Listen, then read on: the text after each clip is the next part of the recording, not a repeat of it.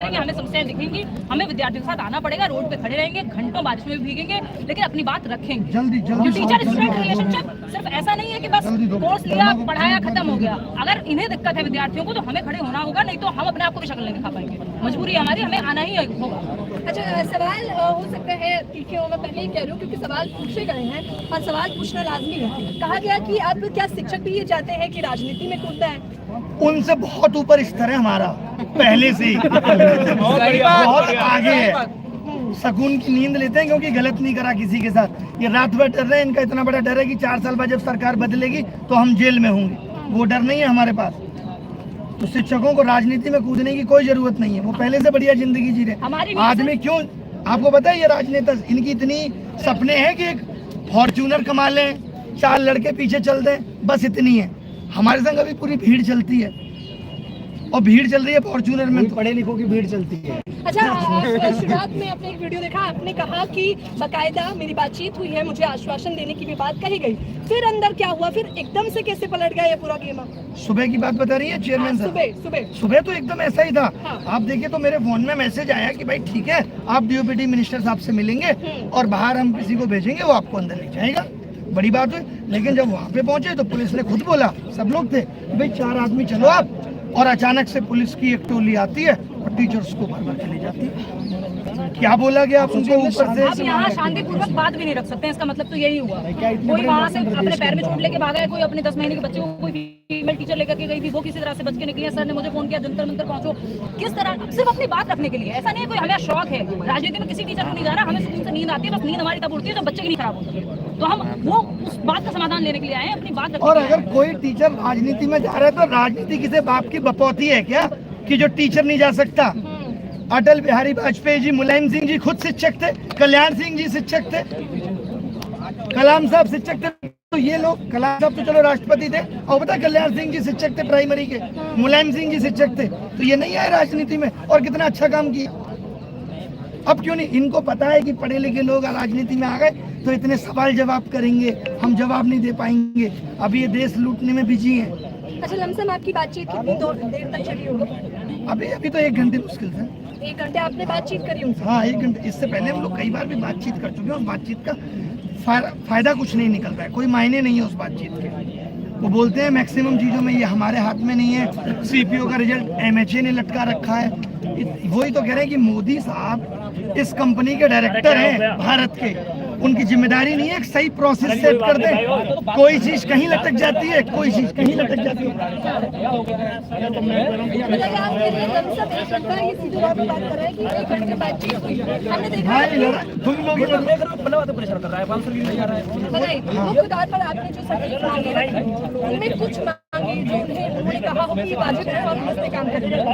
जैसे उन्होंने कहा माउस ठीक कर देंगे, तो कहने वाली बात है, कैसे ठीक कर देंगे?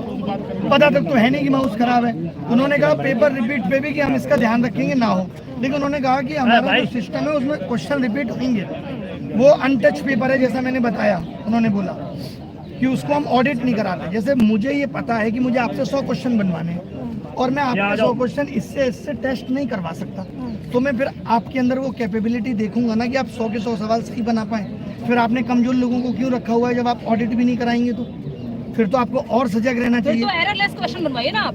जब वहाँ एररलेस है ही नहीं चीजें, तो फिर ये तो और खराब है, ये तो और ब्लंडर है कि भाई आप ना तो चेक करा रहे हैं उसको और ना सही सवाल बन रहे हैं। तो ये तो प्रॉब्लमेटिक बात है ना, इसको ऐसे तो नहीं कह के बचा जा सकता। अच्छा, पहले पेपर लीक की समस्या, फिर सही समय पे एग्जाम ना करवाने की समस्या, अब व्यवस्था की समस्या, मतलब दिन ब दिन समस्या। वही वो नहीं कहते हिटलर साहब ने इतना तोड़ दिया कि फिर आदमी 2 वक्त की भीख को रोटी समझ के समझेगा कि यही जीवन की जीत है। उस हाल पे ले आए हैं कि समस्याएं और बड़ी बड़ी थी, लेकिन उनको कहाँ पे लाके रख दिया?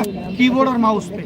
आप सवाल अच्छे पूछती हो, मेंस मीडिया में जाओ। मैंने NDTV में किया, और आप बहुत पैशनेट भी हैं। चलिए मुद्दे पे आ जाते हैं। तो आप मिलने की कोशिश करिए चेयरमैन साहब से और पूछिए सवाल। मैं कोशिश कर रही हूँ पर वो जवाब देने की जवाब नहीं दे रहे हैं। चलिए, आपको तो उन्होंने कोई भी संतुष्टि नहीं दी इस बार तो कुछ नहीं दिया। अच्छा, आपका ये कहा जो आप लिख के लेके आए हो ये दे दो, इसे हम बहुत अच्छे से पढ़ेंगे। अच्छा, आप लिख के भी लेके गए थे सारे। पढ़ना भी नहीं आता क्या? आप ये अटैच कर रहे हैं? नहीं, उन्होंने कहा कि हम पढ़ेंगे बाद में ना, बाद में पढ़ के इन सारी चीजों पे एक्शन लेंगे। अभी रोड बनाने में अच्छा, अभी एक जो वाजिब सवाल था, देखिए मुखर्जी नगर में मैंने बाकायदा बच्चों का इंटरव्यू भी लिया, तो उन्होंने कहा बड़ी ही मुश्किल से हम एग्जाम दे पाते हैं और हम आर्थिक रूप से इतने मजबूत नहीं है, तो ये एक बड़ी समस्या है। तो क्या आपने उनके सामने रखी? नहीं, उन्होंने कहा जो बच्चा ये रखी सेम बात बताई ना कि जो बच्चे मिनिस्ट्री में जाके जॉब करेंगे तो वो इतना पेन नहीं झेल सकते। हम भी अपने टाइम में देखते थे, स्लीपर नहीं मिलती थी, जर्नल में जाते थे ट्रेवल करके। अंकल को ये एग्जांपल, ये बाबा होता था बगल में, उसको कहते थे बाबा थोड़ी जगह मुझे भी दे दो। ये सब उन्होंने बताया। तो आपको बताना चाहिए था, ये तो अमृत काल है, अमृत काल में तो सुविधाएं मिलनी चाहिए। वो इस कह रहे कि अमृत काल में यही अमृत मिल रहा है, इसको पी लो, नहीं तो जहर दे देंगे, जहर दे के मार देंगे। ये मैं अपनी तरफ से जोड़ रहा हूँ। टीचर्स को दिल्ली दर्शन कराएंगे ना, बस में बिठा के उनको अपनी बात अभी आपके कितने टीचर हैं जिन्हें प्रशासन लगभग 50 के आसपास हर जगह से शिक्षक आए हैं। 50 से 60 जिनको बस में घुमा रहे हैं एक जगह से दूसरी जगह, कैटेगरी के उनको अपनी सभी बात टीचर्स रखने नहीं दिया गया और सिर्फ बात ही रखने गए थे डीओपीटी मिनिस्ट्री, बट उनको बात नहीं रखने, उनके बीओपीटी के ऑफिस कि हम बात रखेंगे शांतिपूर्वक ढंग से। आप शिक्षक भर्ती की समस्या है तो वो बताइए, एसएससी की है तो वो बताइए, रेलवे से टीचर आए कि अपने अपने डिपार्टमेंट अपने अपनी कैटेगरी की प्रॉब्लम्स बता पाए बच्चों को। शिक्षक भर्ती पे तो उनका जवाब ये होगा कि हम स्कूल बंद कर रहे हैं, हमें शिक्षकों की जरूरत नहीं, हमें तो हर 1 किलोमीटर पे ठेका खोलना है, स्कूल भले ही 10 किलोमीटर पे हो ना हो, क्योंकि देश को शिक्षित करने में हम कोई एफर्ट नहीं लगा रहे। हमने इस राजनीति को एक कारोबार बना दिया है, पैसा कमा के राशन बांटेंगे और सत्ता की मलाई चाटेंगे, यही है। सोचिए, एक देश का 75 साल का पीएम के सपने और इच्छाएं आज भी खत्म नहीं हो रही हैं, और हाँ, यहाँ ये लोग कहते हैं कि एक युवा देश का धक्का खाए। कितने दुख की बात है, कितने शर्म की बात है। कभी आपने सुना मोदी जी ने अपने मन की बात अपने किसी ट्वीट में कभी युवाओं का दर्द कहा हो? क्योंकि वो युवाओं को वोट बैंक ही नहीं मानते, बेचारे घर से दूर तैयारी कर रहे हैं। हम सब लोगों ने क्या किया, इन्होंने कहा हम आपका धर्म बचाएंगे, अब महाराष्ट्र में कह रहे हैं हम आपकी भाषा बचाएंगे, इस आधार पे वोट दो। तो पढ़ाई तो बहुत पीछे चली गई है। लेकिन आपने पीएम मोदी पे सीधा निशाना साध दिया। बताता हूँ क्यों, आपको ये सवाल पूछिए क्यों साधता हूँ मैं, खराब लगता है पीएम मोदी पे क्यों साधता है। आज आप किसी भी नेता से बात कर लीजिए, किसी से भी, रेल मंत्री से पूछिए रेलवे में क्या हो रहा नहीं हो रहा, पहला सब पता है क्या हुआ, प्रधानमंत्री जी के नेतृत्व में मैंने इतनी जब हर चीज उनके नेतृत्व में हो रही है तो ये धांधली और भ्रष्टाचार की जिम्मेदारी मैं किसको दूं? आपने किसी नेता को सुना जिसने कहा हो मैंने अपने दम पे ये कर दिया? नहीं, प्रधानमंत्री जी के नेतृत्व में मैंने देश की बेरोजगारी को 45 साल में सबसे ज्यादा खराब किया। ये कर रहे हैं सर, कह रहे हैं जब श्रेय उनको दिया जाता है तो हर बात जिम्मेदारी कौन सी? रेखा गुप्ता सीएम बनी, आप उनका भाषण सुनिए, प्रधानमंत्री जी के नेतृत्व में मैं आज शपथ ले रही हूँ कि दिल्ली की मुख्यमंत्री भजनलाल शर्मा प्रधानमंत्री जी के नेतृत्व में, मोहन यादव प्रधानमंत्री जी के नेतृत्व में, सब कुछ प्रधानमंत्री जी के नेतृत्व में। तो ये घोटाले और भ्रष्टाचार की जिम्मेदारी कौन लेगा? अच्छा, आपने हाल फिलहाल का बयान भी सुना होगा शिक्षा मंत्री का सीधे तौर पर कि अब मैं जेब से तो नहीं भरूंगा ना। हाँ, झालावाड़ की घटना जो आपने देखी, वही मैं तो खाली कमाऊंगा, मैं तो खाली कमाऊंगा, जेब से कुछ नहीं इस भरूंगा। तरह से पल्ला नहीं झाड़ा जा सकता। मतलब ये शिक्षा मंत्री इस तरह से पल्ला नहीं झाड़ा जा सकता। चैनल को सब्सक्राइब कर दीजिए अपडेट पाने के लिए, सब लोग चैनल को सब्सक्राइब कर दें सभी लोग। मैं कई आपको दिन पता परेशान है रही हूँ। 2017 में हम लोग आमरण अनशन सोचते थे, आज तो कोई कहे तो नहीं करेंगे क्योंकि ये तो चाहते हैं कि हम मर जाएं, हमें तो लड़ना है इनसे। आज आप सुनते हो कोई आमरण अनशन कर रहा हो?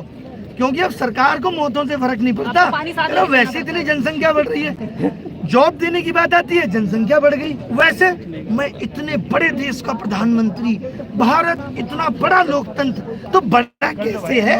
हमारी संख्या से ही तो बड़ा है। जहाँ फायदा लेना हो वहाँ भारत बड़ा देश है। नौकरी देने की बात आई, हम तो ये भी नहीं कह रहे सबको दो, लेकिन जो नौकरी निकाल रहे हो उनको तो सही तरीके से भरो। तो उन्होंने जवाब दिया, उन्होंने कहा जो लोग योग्य हैं उन्हें मिल रहा है रोजगार। अब आप चाहते हैं कि सबको रोजगार दिया जाए, वो संभव नहीं, योग्यता पे निर्भर करता है आपका। पेपर देने नहीं दे रहे हो, कैसे पता चलेगा योग्य कौन? जो लोग ग्रेजुएट होके आ गए उनको योग्यता या स्किल देने की जिम्मेदारी किसकी थी? सिंगापुर में 6वीं क्लास का लड़का पेचकस और प्लास लेके मोबाइल खोल देता है, चाइना में लड़का 7वीं क्लास का कैपेसिटर बना देता है। ये जिम्मेदारी किसकी थी?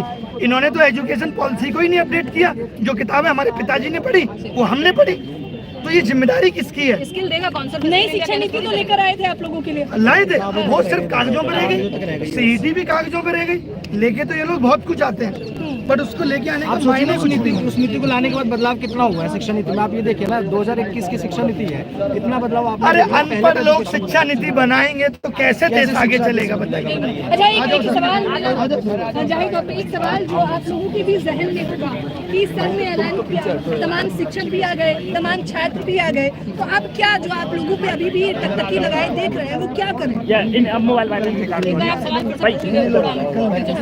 मैंने कहा कि जो शिक्षक है, जो छात्र है, करो ना यार, मेरी बात तो कहाँ से जाएगी, कैसे जाएगी, हम बैठेंगे कहते रहेंगे, अभी तो सुनी जाएगी। सारे टीचर्स मिलकर के अपनी बात कहने की कोशिश कर रहे हैं। विद्यार्थी पढ़ के आ रहे हैं, बैग लेकर के यहाँ खड़े हुए हैं, अपनी बात आपने ऐलान किया था कि एक ऐलान के बाद शिक्षकों की संख्या आपको देखने को मिल रही है, टकटकी लगाए हुए हैं, क्या कुछ करने वाले हैं?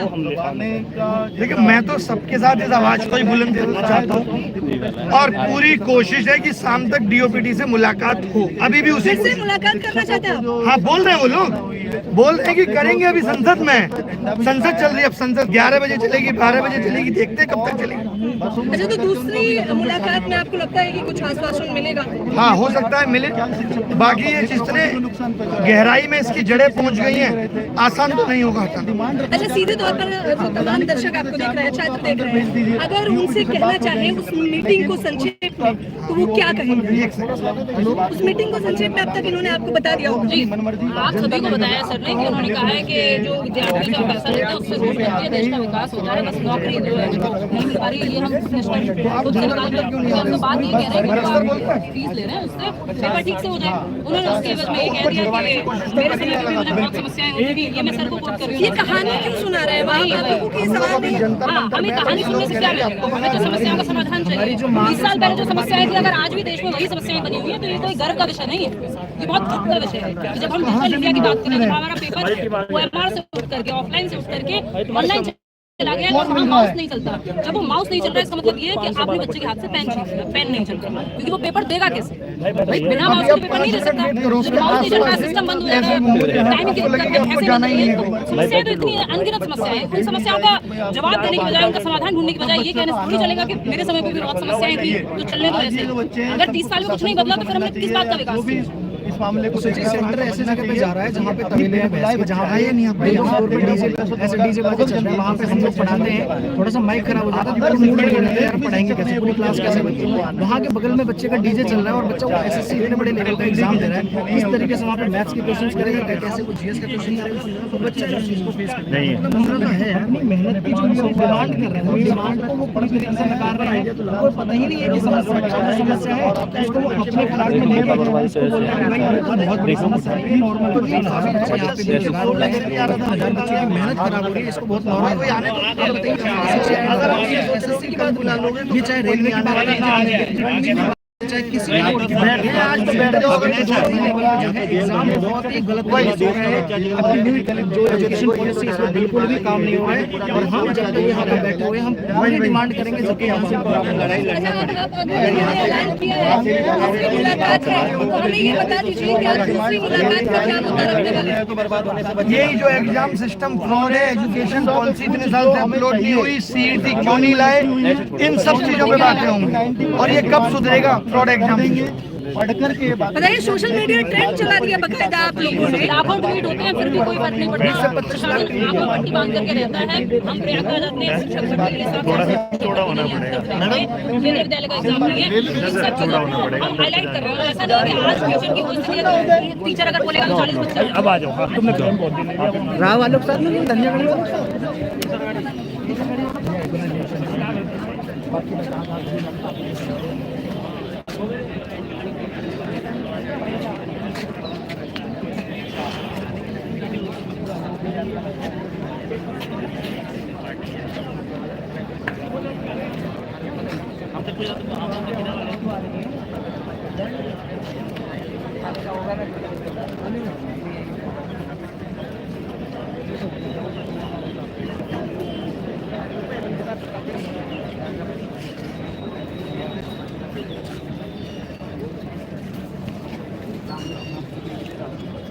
सभी लोग चैनल को सब्सक्राइब कर दीजिए अपडेट पाने के लिए, जिससे कि आपको टाइम टाइम पर अपडेट मिलता रहे, वीडियो आता रहे आपके पास।